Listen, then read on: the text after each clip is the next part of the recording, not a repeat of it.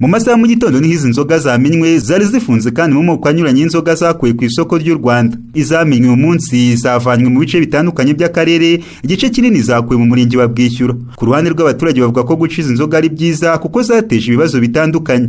Icyuma narakinyweye, nabiriya bita bya konyage narabinyoye. Iyo konyage cyangwa kiriya cyuma iyo gisomyeho wumva mu nda hasa n'ahahiye, ukumva inyama zirashyushye, ukumva bizibyibushye. Mu bigaragara rero ubuyobozi bwatugiriye neza bukabica, bwadutekerereje. Cyangizeho ingaruka kuko narakinywaga mu nda hakandya, nkumva ndi guhinda umuriro mu nda no gusinzira sinsinzira. Zinyoye nk'imyaka nk'icumi, 11 aho ngaho. Nyuma yo kuzihagarika nk'ubu ngubu urugomo nagiraga ntago nkirugira, ubu byaciyemo narahombye. Iyo nazindukaga umuntu akampa ku cyuma ntabwo nabaga nkigiye mu kazi. Twebwe dufite ibibazo byinshi cyane izi nzoga zitaracika, kubera ko bahoraga barwana baterana ibyuma. Uri kumva ntiwaryama nka mudugudu, yemwe na gitifu ubuyobozi bw'akagari ntiburyame, natwe tugahora duhagaze. Abagore bamwe bagakomereka ndetse n'abagabo barakomerekaga, kubera ko harimo abagore babaga basinze nyine mu kurwana, ntuzi ngo ninde urakomereka, utanze undi yaramukomeretsaga.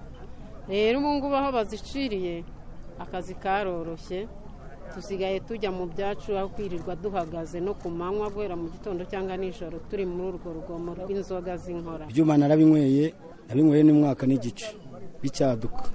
Ingaruka zayo hari ahantu nageraga nkanyara inkari z'umuhondo mu gatuza hakandya. Ubwo bigeze hagati ndavuga ati izi nzoga reka nzireke, ntangira kwihanganira n'urwagwa rw'ibitoki nirobanuriye. Nuko icyuma cyo rwose ibyo nabonaga cyari kunanyica, kuko agatuza karandya kukagira ngo nkanahinda n'umuriro pe. Naho wasangaga wari wese ari gutaka icyuma, kuko hari mugenzi wanjye nawe cyegeze kwica aturi ku mutima, arapfa burundu gutya ku mugaragaro. Nta nubwo yari yashira n'imyaka 3.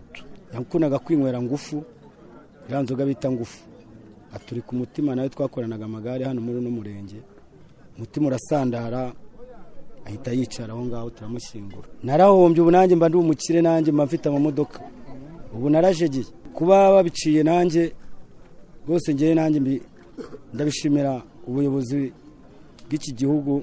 Mu rugo rwanje narasindaga pe, nasinda nkarwana n'abana banjye nibujuje amashuri, umugore twaratandukanye, buri muntu aribana. Ubu rero urukumva ko nahombye byinshi, kuba abana banjye batiga, abandi bana babandi biga. Umuyobozi w'akarere ka Karongi Bwana Muzungu Gerard mu butumwa yatanze yasabye abaturage gukomeza kuzirinda. Ubutabera twabwa mbere tuvuga nuko bareka kuzinywa kuko nta wazimuhatiye, no kubyirinda no kwivuza byagizeho ingaruka. Ntabwo twavuga ko zarangiye kuko n'ubu ngubu tuzizanya, hari bazizanye muri zingi, hari zimenwe zaje mu gitondo. Hari abaturage bumva nabi bagiye bazikura aho bacuruza bakajya kuzisha mu ngo, ariko turimo turahagenza nawe buri muntu wese wacuruzaga izi nzoga z'inkorano n'izi zo mu nganda zose kuri buri mudugudu, izo tutafashe dushakisha aho zabaye zirisha. Umuyobozi w'akarere ka Karongi kandi yasabye abagifite izi nzoga kuzishyikiriza inzego bireba, kuko kutabikora bihanwa. Ntabwo dutwara inzoga gusa, na nyirazo aratwara, uzicuruza wese n'umuyobozi buhari bwa birebere bajya kubifungirwa.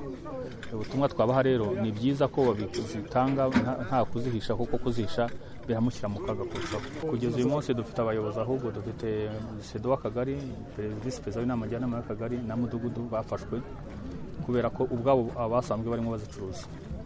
Na mudugudu uyu munsi wo muri Murundi yafashwe, sedo muri Twumba na visi perezida w'injyanama w'akagari muri Twumba nabo bari mu maboko ya polisi, kwera usanga atari no kuzirwanya, nabo basanga barimo kuzicuruza.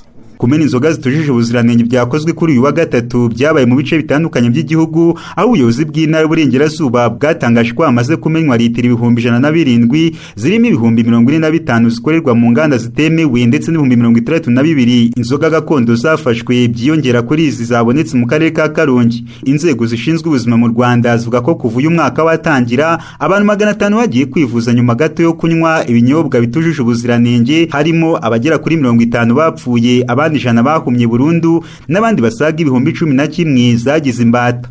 Jean Harerimana ku bwa Radio Isangano mu karere ka Karongi.